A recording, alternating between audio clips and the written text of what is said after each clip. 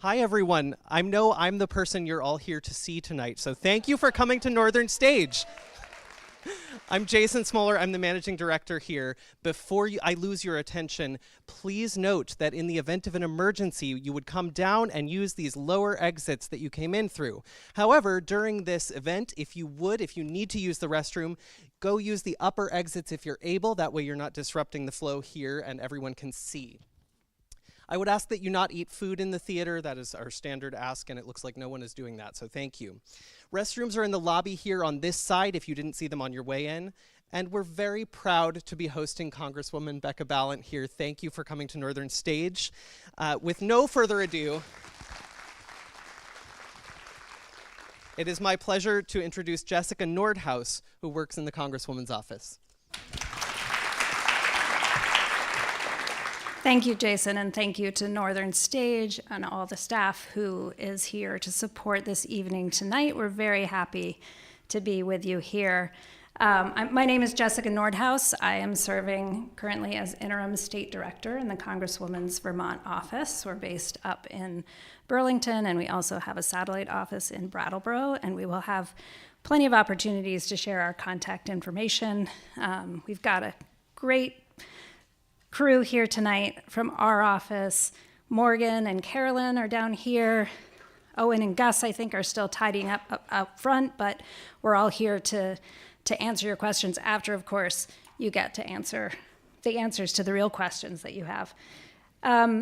So what we're gonna do tonight is, first I'd like to recognize any of the elected officials that we have in the office, in the theater. If you're here, can you give a wave?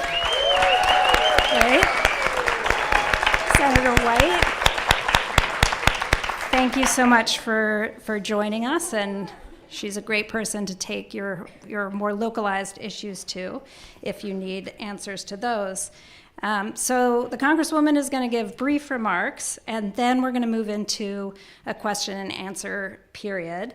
Our goal tonight is to get to as many questions as possible in as seamless and fair a way as we can. And so we've devised a system of tickets. If you picked up a ticket on your way in, if you would like to ask a question, that's going to be your ticket to the question queue, ticket to the lottery. If you would like one right now, please flag down one of our staff members. If you'd like to ask a question, we'll make sure we get one to you. But we will have a drawing system that I will explain after we get going. It's my great pleasure to introduce to you the woman who needs no introduction, Congresswoman Becca Balint. Thank you, Jessica. Thank you. Thank you so much for coming out tonight. Is the mic working? Everybody can hear me? Okay. Before we get started, I just want to say, I know you've heard that federal employees are not being paid right now, and that is true for my staff as well. So I just want to acknowledge all of their hard work. They've been working for weeks now during the shutdown without any compensation, and I am only as good as my team, and they're going above and beyond. So I just want to acknowledge that.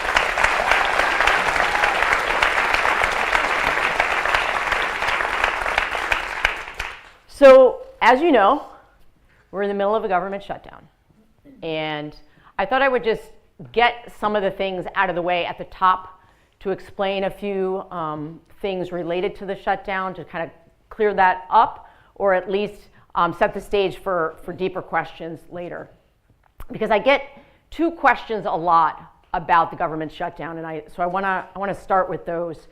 And I was actually doing Vermont Public the other day, and there was a caller, and he said, I don't understand why Democrats just don't agree to what he said was a clean, continuing resolution to open the government.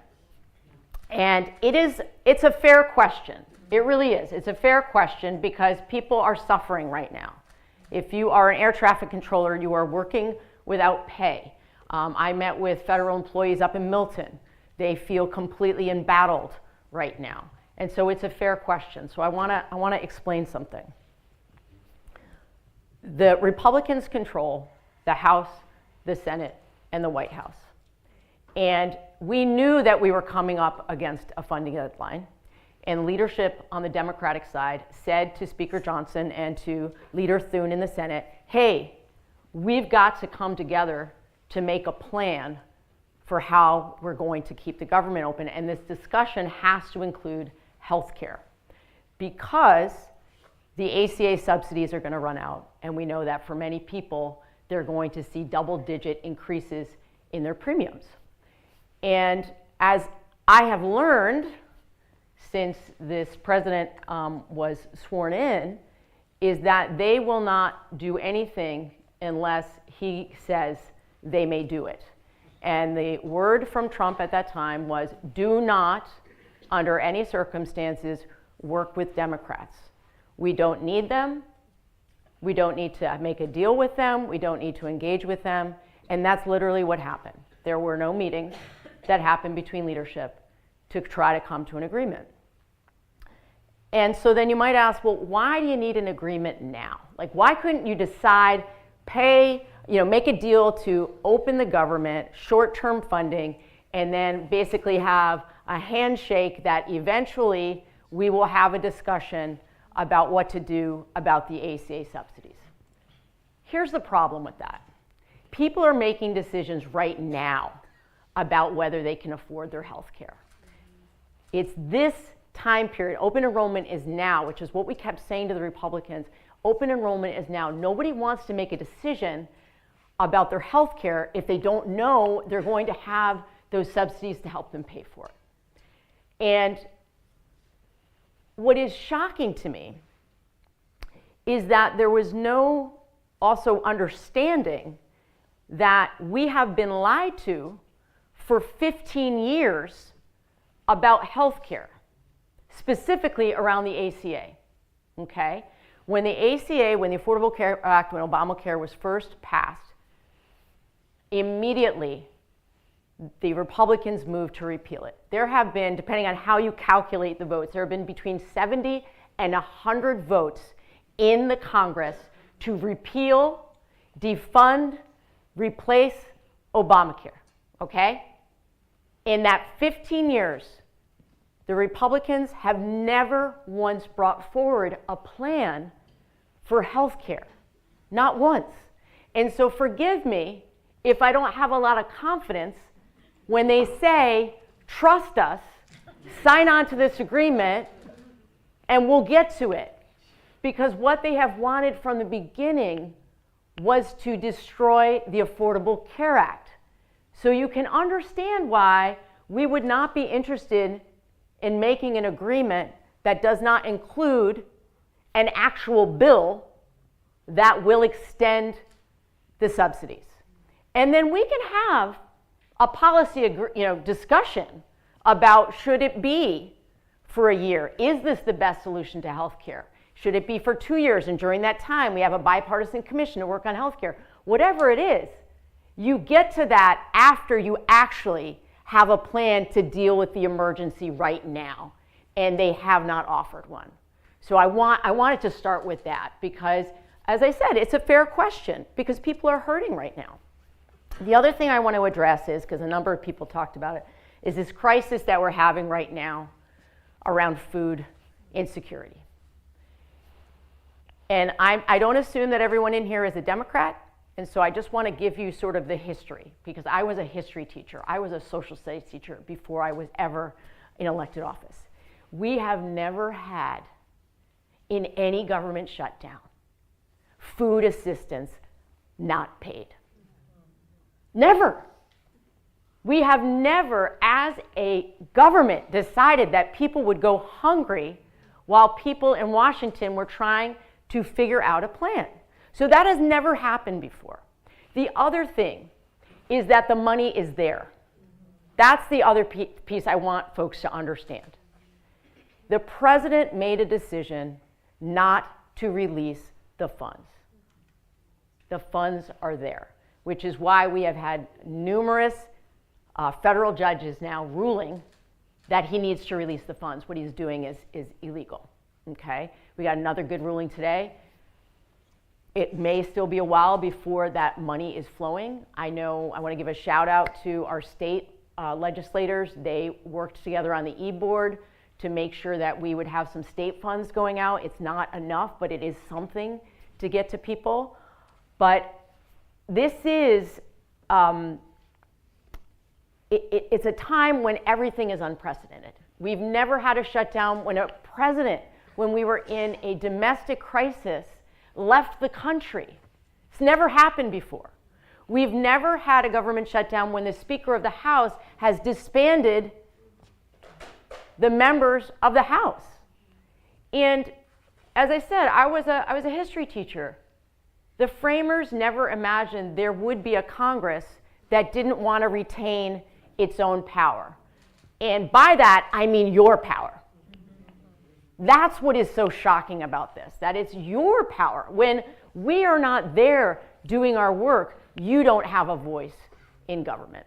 So I want to get to a conclusion and open the government back up. I do not want our federal workers working without pay. I don't want our air traffic controllers under the kind of stress and anxiety that they are under. But I do not want to pit hungry people away from other people that need health care. That's not a win. That's not a win. And so this is what is so disturbing for all of us who ran for office to do good work for people. Let's have a policy discussion, but let's not pit Americans against each other for scraps. And that's what's going on right now. So that's why I am standing firm in this. We are hearing some talk on the Senate side, because the Senate, I never thought I'd say good things about the Senate, but the Senate has actually been working. They've been there. They've been trying to pass other bills. The House has been completely disbanded by this Speaker. It is a dereliction of duty and responsibility. So despite all this, I am hopeful. I'm feeling very hopeful, and not just because I was very pleased with the election results on Tuesday. I was also pleased because as I travel around the country, I was recently in Illinois and out in New Mexico, I see a lot of people across the political spectrum really waking up to what's happening and understanding that we do not have to demand from people that they change their political identity for them to understand that actually we're heading in the wrong direction. And that's the work that I try to do day in and day out. I don't need a litmus test right now for who's on my team. What I want is, do you believe in the Constitution? Do you believe in the rule of law? Do you believe in due process? Okay, I want you on my team, and we can figure out some of the other details later. So I'm happy to be here. I always say in these particular situations, it's an ask me anything kind of deal. I'll answer to the best of my ability. I'm a straight shooter. If I know the answer, I'll tell you. Let's open it up. Let's get to it. Thanks so much for coming out.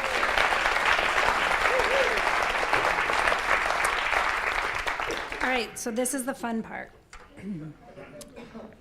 As we said, our goal is to get to as many questions as we can. And so what we'll be doing, we call this our bin of government transparency. We have your tickets in here, ticket stubs in here. So I'm going to be calling 4 numbers at a time. And if you hear your number called, please make your way, if possible, to one of the aisles, and one of our staff members will come to you with a mic. If it's not possible, give a wave, and we'll figure out a way to get to you. So we'd love you to keep your questions concise, 1 to 2 minutes, perhaps. And you can also make a statement if you want. There, fine. Congresswoman has offered you can also make a statement. Doesn't if there have are to be a things you question. want me to know, and you don't have a question, you just want me to know something, Yep. that's fine too. Great. Yeah. And then once you've asked your question, if you could have a seat and listen to the answer, that would be terrific. And then after, we'll proceed after some questions are drawn, some are asked. All right. I have to do lots of things with my hands and my mouth at the same time, and it's hard. Ticket number 536-3406. This is a tip. They all start with 536. I'm going to give you the last 4 digits. 3406. 3406. 3426. That's tricky. 3430 Okay, so I see some hands here. Yep. and 3431. So I'm gonna have to give this a shake, clearly. Okay, so while they're getting settled and they figure out who's going to ask the question, I got to tell you, I was stopping in Middlesex the other day to get a cup of coffee at Red Hen, and I'm walking across the parking lot. A woman is looking at me in kind of a funny way, and I was getting a little self-conscious, and so I'm just walking to my car, and she said, "I'm sorry, it's just that you look so much like Becca Balint." I said, "I am Becca Balint." She said, "I thought you'd be taller."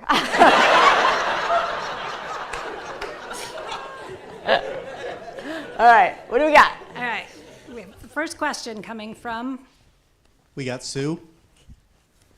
Hi, Beck. Hi, Sue. I wanted to first say how important you were to me in those horrible 2 years I was in the legislature. I had many days I didn't think I'd get through, and then I'd see you in the hall or we'd chat, and it would just Thank you. bring Thank me you back. for telling me that. Yeah. I appreciate that. So the question I have Yeah. is, I'm feeling so hopeless.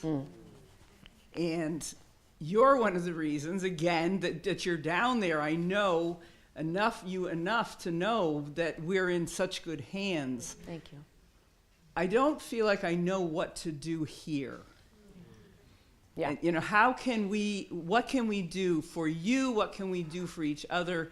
How do we not sink into the slime of despair? Oh, yeah. And that's not much, so take Yeah, your time. yeah. I really appreciate that question. I actually get some version of that a lot of the times that I'm out talking to people. I'm going to tell you what I do. I'm going to tell you my daily practice. And I was just saying to someone, one of the reasons why I like to do public events is so that you can all see I'm okay. I'm doing all right, looking pretty good. It takes discipline to be hopeful right now. It really does. It's a practice. And so I start every day I don't start by looking at my phone or looking at a screen. I sit and read for an hour of uninterrupted time to focus my mind. And sometimes it's history, and sometimes it's politics, sometimes it's psychology or behavioral science. I make myself focus on big ideas. And then I meditate. I always say I'm not a very good meditator. I have squirrel brain, but I make myself do it. And then I get outside. That's what I do every single morning. I get outside and I remind myself that I am part of something so much larger than myself. And I do similar things when I'm in DC. When I feel that despair, the first thing I say to my staff is, I'm getting outside. And I go outside and I feel the wind on my face, and I hear the birds, and I see people that I know. And again, it's a discipline. Some days I don't feel like doing that.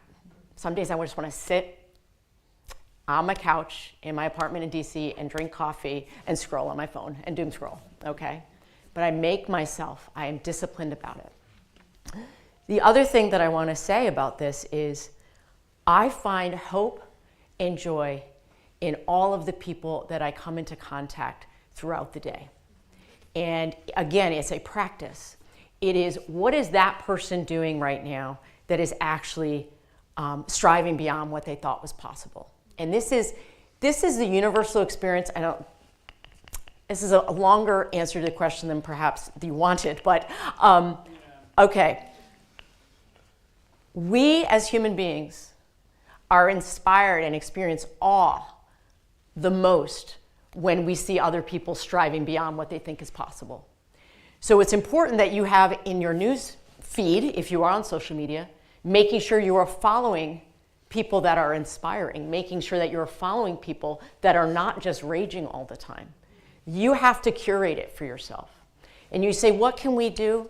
The most important thing that we can do right now here in Vermont is build the fiber of our communities back together, because it has started to happen here, where we have started to see each other as enemies and not as neighbors. And so it feels like, does it make a difference? It absolutely makes a difference. Because what I hear over and over from Vermonters is, I don't want to hate my neighbors. I don't want to feel like this. And the antidote to that is to continue to find opportunities to bring people together in your town and in your community. And you got to band with other people to do that. That is how I have found we get through these times together. And I haven't lost hope. I'm in the belly of the beast every day. I've not lost hope. I haven't. There are too many amazing people doing astonishing things right now. And by amazing people, I mean just regular people who are working hard in this moment. So, thank you for the question. Yeah. Okay. Yeah. Oh, Susie Richardson, hi. Hi. First, I want to thank you so much for having our backs. We have, as do you, a lot to worry about, and it's a relief not to have to worry about who's standing up for us out there. My question ties into the health insurance issue that you mentioned at the beginning, tied into the shutdown. We've got hopefully a reversal of Medicaid cuts. The expiring subsidies are on there, but there's more to this that I'm pretty freaked out about. Okay. So Vermont Digger reports that, you know, someone in my age range, a couple, for example, could be having to find out now that they're having to pay as much as $44,000 in premiums. And I've had anecdotal firsthand experience that this is not hyperbole. This is happening. These letters are coming. In addition, we've got Vermont Blue Cross Blue Shield struggling to stay solvent prior to all of this. Yeah. And I get that we have to triage, got to, focus, the first things first kind of thing, but I really want to understand and have a sense from you what the research, your research and analysis that you have access to tells us about where are we in terms of the viability of, because we're going to have a domino effect. Yeah. If we lose Blue Cross Blue Shield, one of, if I understand it right, 2 primary providers that we have access to in the state, our hospitals are going to keep closing. The systems, this is this year. What are the letters going to look like next year? So it's a sustainability question, and how much trouble are we is my question. So, in the interest of full disclosure, I have been absolutely consumed with things at the federal level. So I have not been following things as closely, but certainly get news from my staff about the precarious situation that our health system is in Vermont. And I'm certainly a consumer of that healthcare system. We were already struggling before the nearly $1 trillion cut to Medicaid that was put in the, I call the big brutal bill earlier in the summer. And we had warned people, this is going to impact not just people who are on Medicaid, it's going to impact the hospital systems, specifically hospital systems in rural areas. Obviously, most of Vermont is rural. So that is a strong concern, so which is one of the reasons why we have to try to reverse those cuts. Now, the premium issue, we have gotten some, we have been in touch with Michael Fisher, who's a healthcare ombudsman. He has done a lot of work in crunching the numbers on the subsidy increases. And I'm not going to sugarcoat it, like it's not good, but some of the numbers I think in the press have been perhaps a little bit more extreme than people might experience. That doesn't mean they're still that they're still affordable. They're not, right? These increases aren't. So what we have gotten, the latest that we've seen is a couple living together making $82,000 a year was able to get a qualified health plan for $578 a month with the tax credit. It's just for an example. Without the tax credit, that same plan would cost them $2,500 a month. Right? Right? So this is the fight. That is the reality of it. The trouble with all of these things is some people are on the Affordable Care Act, right? Some people are on the marketplace. Some people on Medicare. Some people are on private insurance. And so depending on what they're hitting, it's not touching everybody. So it's like this rolling sort of devastation, right? But what gets lost in all of this is even if they're going after the ACA subsidies or they're going after Medicaid, it touches all of us because all of our premiums are going to go up and healthcare facilities are going to close. And so I don't have an answer to your direct question, which is how are we going to save healthcare in Vermont specifically, right? That's really what we're worried about. But you have a follow-up? Well, it is my bottom line, but I Yeah. think we may just be a canary in the coal mine. Yes, I said that in a committee hearing the other day. I believe we in Vermont are one of the canaries in the coal mine. And so that is why I'm not caving on this issue. That is why, because it's for all of you. So we've had a request. We have members of the press in the audience. If you're comfortable, if you would share your first and last name and the town you're from when you ask your question, that would be appreciated. Okay. Hi, Rick Walker. I'm a student at Middlebury College. It's good to see you again. Came a long way for this, everybody. We, at the beginning of the shutdown, you spoke on Prop 50 in California, which got passed this Tuesday. Do you think that your congressional colleagues in Democratic Party is willing to move this victory of redistricting California across the country to extend that to some other states and to balance out the gerrymandering efforts of the Republican Party? Yeah, thank you. And so just to remind everybody, California did pass Prop 50. It was an overwhelming vote. And I just want to point out, they took it to the voters to ask them, which is not what happened in Texas, okay? So I want to draw that distinction. The other thing that was part of Prop 50 was if Texas withdraws its plan to gerrymander out 5 Democratic, seats, if they withdraw it, then California will not go through with their plan. So there is a fail-safe, okay? So I just want people to understand that. What I have heard from my colleagues and also from various governors around the country is that people are looking at essentially, in their minds, partnering with a red state that is planning to gerrymander. And if they're planning to do it, if they have roughly the same amount, they're going to punch back. I think that is the only response right now. Is this good for the country, for us to be gerrymandering our way to this? No, this is terrible. But I want to point out that the ask came from the president. The ask to the governor was find me 5 seats. In the same way, after the 2020 election, he said, find me 20,000 votes. That's what started all of this. And as Democrats, I should just say, as a former civics teacher, it pains me that this is the road we're going down. But we cannot stand by and let them break all of the rules and gerrymander all of these seats out that were protected by the Civil Rights Act and not respond. So I think that is going to happen.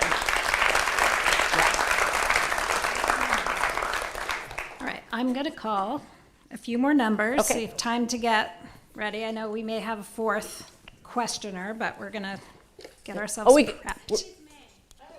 You were the questioner? Yeah, my husband would have gave it to me. Okay, that's fine, Becca. You coming down, Carolyn?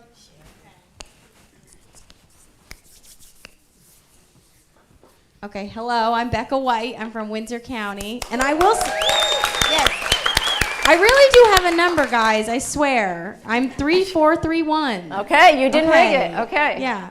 So in this community in the Upper Valley, we had Mosin Madawi, who was taken by ICE.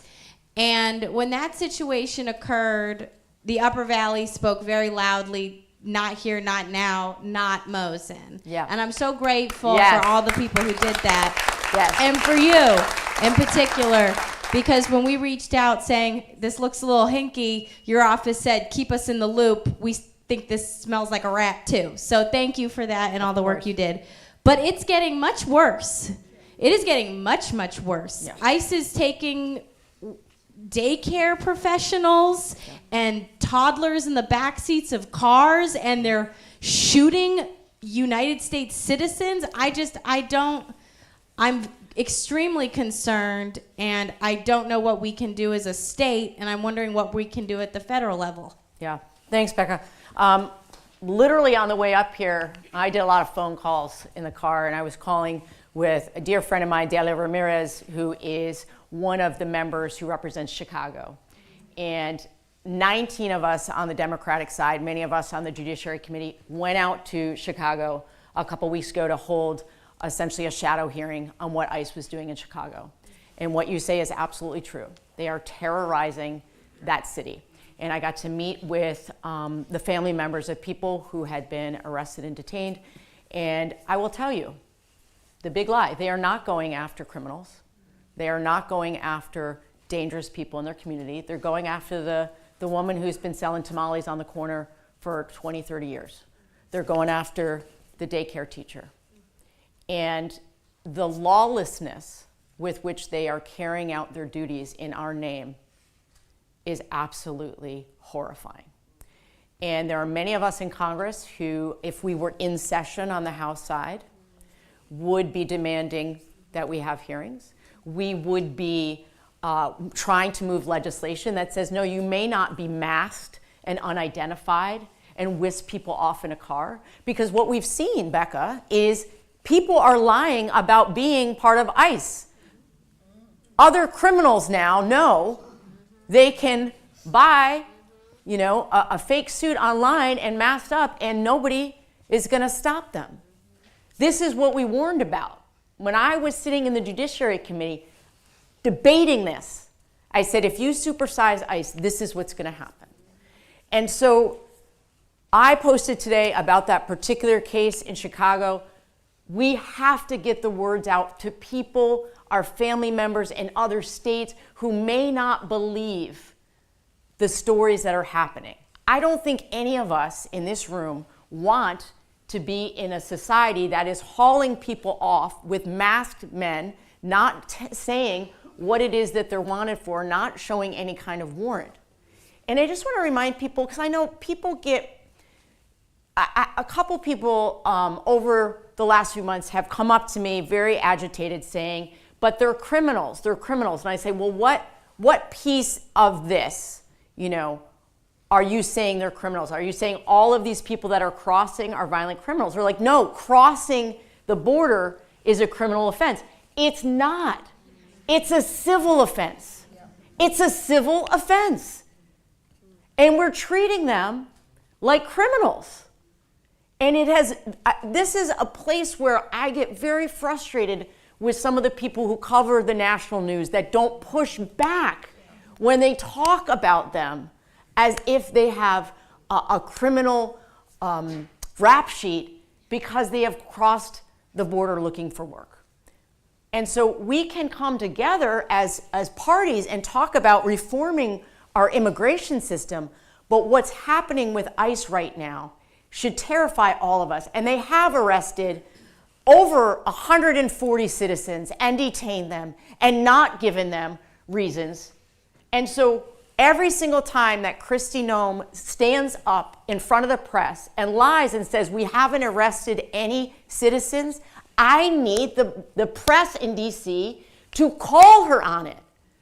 She is lying to us about what is happening in our name. That's what we can do. We got to spread the word. And we got to show up for our people, which Vermont has been doing. Vermont has been doing, showing up for our community members. And we got to keep doing that. So thanks for the question. Yeah. All right, 4 more. 3371, 3402, 3409, and 3377. And if your question has been asked or your comment already addressed or you've changed your mind, you can stay seated. We will not force you. Or if you've lost your number. 3371, 3377, 3402 and 3409. Thanks very much for having this. As I look around, one thing that discourages me is the same thing I see at the rallies and such, that most of the people here look like me, old white people.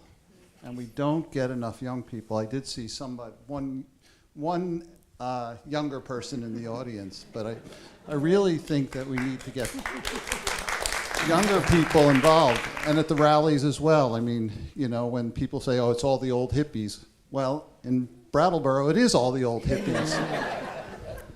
Because we got a lot of them. So, I'd like to hear from you on Yeah. that.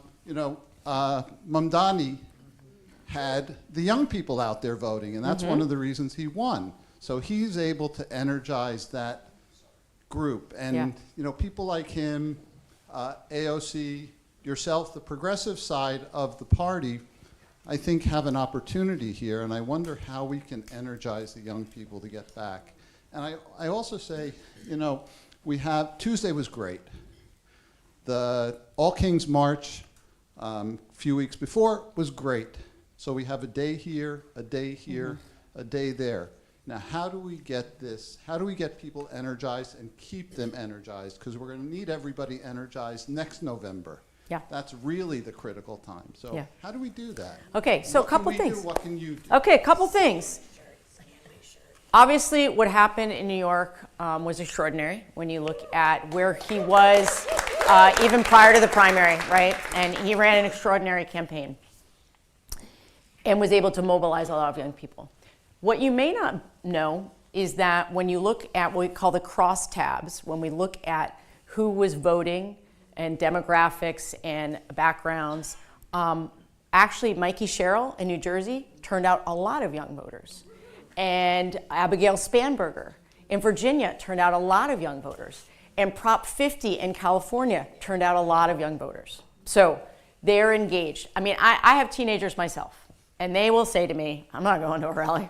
I'm not hanging with the boomers. Like, they will literally say that to me. I'm like, what are you trying to say here, right? And it's not that they're not paying attention. It isn't. And they are organizing in different ways. And we have to understand that this is a generation that was deeply impacted by the pandemic. And the way that they organize and the way that they function in groups is different. And it's not bad, it's just different. That being said, we have to have people within our party who are willing to listen more than talk. And you have to be able to sit with people with humility and say, tell us what we don't get. And not come in assuming that you have all the answers. And so this is an important part for me, because week after the election, I was on the C-SPAN call-in show. And you sit in this chair and you answer the phone, and one line is Republican, one line is Democrat, the other's independent. You don't know who you get. And a woman called in, and she was deeply concerned. She said, Trump 2.0 is going to be even worse. There's not going to be any guardrails. I'm beside myself already. We're only a few weeks in. It's terrible. So it must have been after. It was in January. And not after the election, but in January. And then she said, but I didn't vote. And it was the Democratic line. I said, tell me more. Tell me why you didn't vote. And she said, I didn't feel like Democrats were listening to the issues that were most important to me. And I just couldn't do it. Now, I could get my back up and be like, oh, that's why we're in this mess. But no, what I said was, you're right. You did not feel seen. You did not feel heard. And we as Democrats often campaign in footnotes. Now, I'm a historian. I love good footnote. But you can't campaign in footnotes. You got to campaign in headlines. And we have done, we're starting to do more within the Democratic Party here in Vermont for young people. We had a great young person event up in Burlington the other day. It was packed. But I think, the older generation to understand just because you don't see people out there doesn't mean they don't care. It really doesn't. It is a foreign concept to a lot of folks in their teens and 20s. And what we need to do is say, what does activism look like for you, and how can we help support you in that activism in Vermont? So.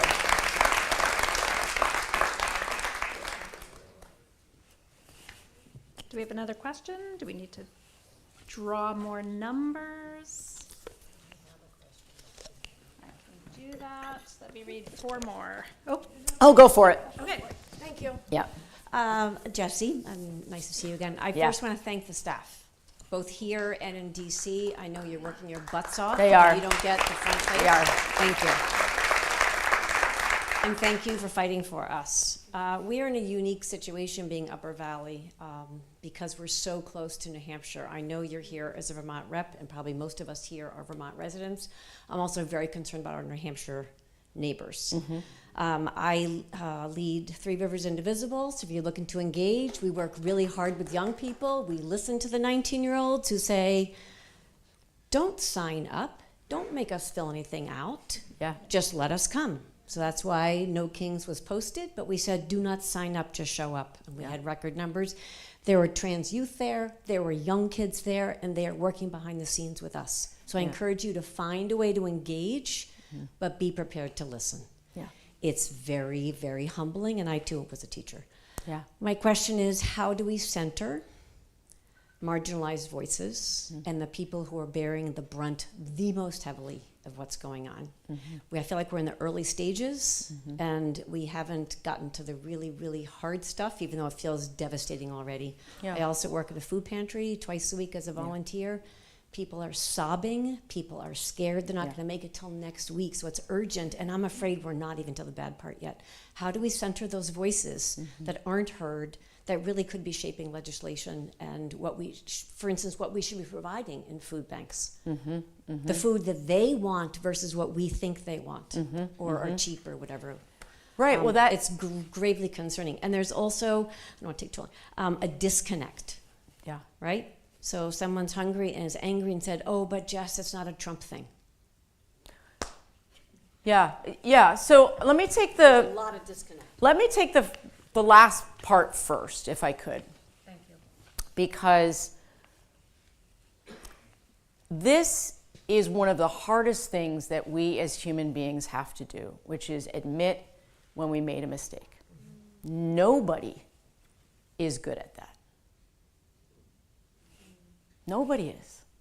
And so I actually have a tremendous amount of compassion for someone who made a decision at that point in time for whether it was for financial reasons or there were promises made that were not kept. And to have to re-examine your decision is not just about that moment in time. It's a reflection on who you think you are. And I think a lot about how when we ask people to, well, we don't usually ask, we actually yell at them. That's what we do. We yell at them, or we make some disparaging remark. How can you be so stupid? You voted against, quote unquote, your own interests. I've heard that more than I care to say. And, you know, it's true, too, that if you're a Democrat and you're wealthy, you vote against your own interests all the time. We do all the time vote against our own interests for a whole variety of reasons. So one of the things that I'm trying to get my colleagues to think about is that it is about engaging people about where were you when you thought you were making, like what was happening for you when you made that decision? And now there's more information. Would you make the same decision now? And not about shame. Nobody makes a decision, you changes their mind because you shame them into it. I don't care what the situation is. So we have to remove that in the way that we're talking, the way that we're communicating, and understand that. I'll give you an example. I'll give you an example to make it concrete. I've heard from a lot of people, Trump voters, fill in the blank. Like this is a racist movement, this is a sexist movement, this whatever, fill in the blank. Then when you talk to young men, and I've talked to a lot of young men in Vermont who either did not vote for Kamala or didn't vote at all or drifted towards Trump, a main issue for them was trying to keep us out of foreign wars. That was the most important issue for them. As young men wondering that they're going to go off to fight, they said, I'm going to go with the person who has promised me they're going to keep me out of foreign wars. So that even just that one little crack for me was an insight into what's going on for people. So I really try not to approach it of how could they possibly make this decision. They made it based on a whole set of circumstances that I don't have any idea about. But what's baked into your question, though, is how are people getting their information? And I actually ended an interview today, and the man interviewing me said, well, is there anything that you want viewers to know? I said, what I want viewers to know is that they should take some time looking at a variety of news sources, just so that you know what the different perspectives are on something so that you are aware of it. To your other point, which is a good one, whether it is a policy on food or a policy on healthcare or a policy on reproductive rights, absolutely. The people who should be helping to craft that legislation or that policy are the people who are the most impacted by it. Always. Always. Full stop. Yeah. Thank you. Yeah. Okay, I think we have time for 2 more questions. Really? Just 2? I know, you're like, Becca, you go on so long, and then we don't have time to answer as many questions. Yeah, I know. I know that look. I know that look. Seen that look before. 3384 and 3420.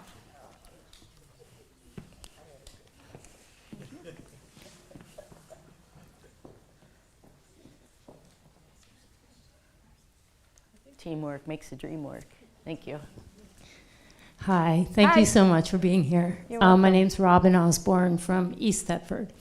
And you made an amazing statement earlier where you said something about the framers of the Constitution never dreamed of a Congress that would give up their power. Yeah. And that's the thing that's the most incomprehensible to me is, and so I'm just wondering, what are your thoughts on why? I mean, there are enough Republicans to band together, and I think they believe in democracy, and I think they believe in the Constitution, but they're not protecting it. So, just curious. Yeah, no, this is the nut for me that I'm trying to crack. What is it going to take for them, my Republican colleagues, to be honest with their own constituents? So look, if these people were all true believers, I can deal with that. They believe that Trump and the MAGA movement is the thing that is going to solve all their problems. I can deal with that. But that's not what we have. And this is the big open secret in Washington, D.C., as that Republicans, many of them, are not on board. And they mock him. And when the elevator door closes, they talk about how he's absolutely screwing over their farmers if they're in the soybean belt, or how their businesses are being destroyed by tariffs. And so those conversations are happening behind closed doors. And you may ask, like, how could they swear an oath, not just the Constitution, right? That is what we do. We swear an oath to the Constitution. But by doing that, you're saying you are representing the people back home, right? That's what we sign up for. It's not about me, right? I'm a conduit for all of you. And we have asked advocates and lobbyists who work both sides of the aisle to tell us, what are they telling you? And they say, what they're telling us is, we're afraid. We're afraid that Trump is going to tweet about us and give out our home address, and that people are going to show up at our door. We're afraid of some members of our own base that are heavily armed. And so a lot of people don't understand that after the January 6th insurrectionists were pardoned they came to the Capitol. The day after they were pardoned, some of them came to the Capitol, and they sat in the balcony and looked down on us as a signal. We're still here, and he just let us out. And so, the only way through is if they band together. That is it. And I would have thought we would hit bottom already. I really would. I would have thought we'd hit bottom already when you have, whether it is folks who are cattle ranchers who are now getting absolutely and totally screwed about what's going on with Argentina, when you see what's going on with soybeans, when you see small businesses across this country who can't possibly survive the tariffs, I would have thought they'd speak up. But so far, they will say, yes, I'm afraid of my constituents. This is the part that kills me. Yes, I'm afraid of my constituents. I'm more afraid of Trump and this administration and what they will do to me. So as a human, I can be compassionate. That's a terrifying thing. As an elected member of Congress, I say, if you can't do the work, you have to get out. You need to get out.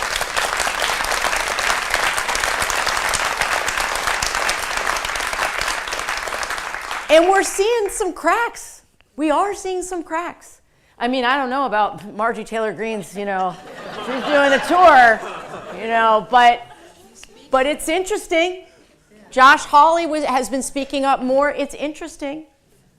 But that's the piece I wish that, again, I don't want to beat up on the press. We need a free and open press. But right now, they're not doing what we need them to do, which is unmask what is going on here and stop covering for these Republicans who are lying to their own people.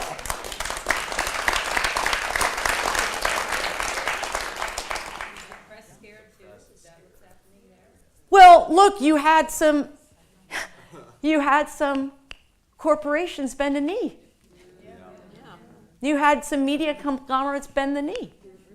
And there is only one way to deal with this. We've seen this play before. We know how autocrats operate. This is not a new story. We know how it goes. You try to intimidate people in higher education. You try to intimidate the media and the free press and all the people who have the ability to get messages out. There is only one way to fight it, and that is not to capitulate, because they just keep coming back for more. So there are no easy answers, and I always say there's no easy hack here. There's no 5-step plan to save the democracy. But what I do know is people are starting to wake up. And you never know what's going to be that one thing. For some people, it was Jimmy Kimmel. It really was. For others, it is this destroying the East Wing and building the ballroom. Everybody's got their breaking point. And so I'm seeing some cracks, and certainly people who are smart within the Republican Party know they got shellacked on Tuesday. They got shellacked. And so they're seeing the same data that I'm seeing, which is every single precinct in Virginia, even the Republican precincts, shifted multiple points towards the Democrats. And we broke the supermajority in Mississippi, right? So it's not just in overwhelmingly, blue districts. And so the people who are paying attention are looking around and saying, actually, there is going to be life after Trump, and I better figure out where I am when that happens. So, are we out of time, or we got another one? Yes. Yep, we have our final question over here. Carolyn will bring you the mic. Ask this question. Never swear. Yeah, well, sometimes I do. Karen Woodard, I live here. The question I have is, I'm really concerned about the federal government, and I'm glad you're there doing that fight. Yeah. But when you're finished with that, would you be governor of Vermont? Wasn't expecting that.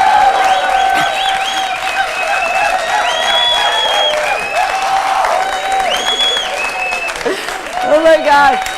Wow. I wasn't expecting that at all. At all. Well, It hasn't been on my bucket list. It hasn't. Thank you for your confidence in me. I am very, very happy in this fight right now that I'm in. Some of you know that before I was in Congress, I was in the state Senate. And the day that I got sworn in as the first woman ever to be President pro tem of the Senate, it was the same day that the January 6th insurrection happened. And so it was like this incredible high of my life. And then just like this punch to the gut. And at that point, I didn't know whether there would be an opening in the congressional delegation. But in that moment, watching that and just crying for my country, I knew that that's where I needed to put my energy. I mean, I feel like I'm living my life completely on purpose right now. But thank you. It's very kind of you to ask. Thank you. Okay, thank you. Thank you. Thank you. So before we go to a few closing remarks, I just want to let you all know that another service our office offers is constituent casework. So one of our constitutional obligations in a congressional office is to help constituents interact with federal agencies.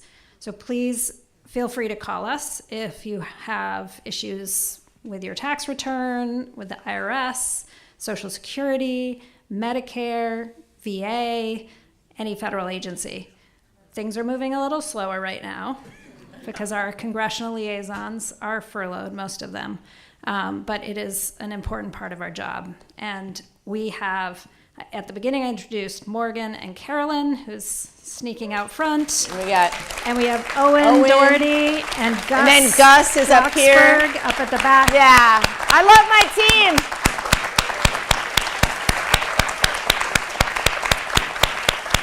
And we have a few more who are taking well-deserved vacations right now. But we will be here for a few minutes afterwards, and we all have business cards, and we would love to chat with you if you didn't get a chance to ask your question, or if there's something you want to share with the Congresswoman, please be in touch. Yeah. So just in closing, it does my heart good every time to come home to Vermont and be able to hold a town hall or a round table and see how much you care so deeply about democracy. And I mean the big democracy in DC, but also town meeting and school board meetings and coming together in community. We do have a special kind of relationship with our elected officials in Vermont. It matters that you know who we are and that we show up and you see us in the grocery store, in the post office, and you understand that we are of you. And I always say, it is the honor of my life to have this job. And as hard as it is, every single day when I leave my little apartment in DC and I walk to the Capitol, I look at that building all lit up and I think, I get to represent Vermont in Congress. And the minute that it feels like a burden and not an honor, I will go and somebody else will have a chance to do it. But for now, I am completely and totally focused on the work on behalf of all of you. So thank you. Thank you so much. Thank you. Oh, thank you. Thank you so much. Thank you so much. Don't lose hope. I haven't lost hope. Don't lose hope. Don't lose hope. We're going to get through it. I promise. We're going to get through it. Have a good night, everybody.